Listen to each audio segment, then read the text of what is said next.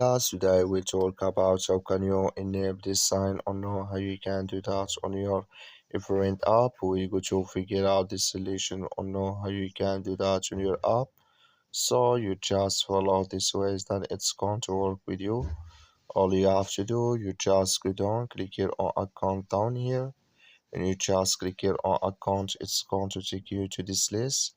It's going to show for you like this here. You click here on notification settings, then it's going to take you to next step here. Click on notification categories. You come to next step here, come here to new magazine issues here. Just click in this sign that like you see this color show for us. That's mean here new magazine issues it's enabled with us now. So that's all you have to do. Just follow this ways, then it's going to work with you. Also, thank you for watching. Don't forget to support us by liking, subscribe.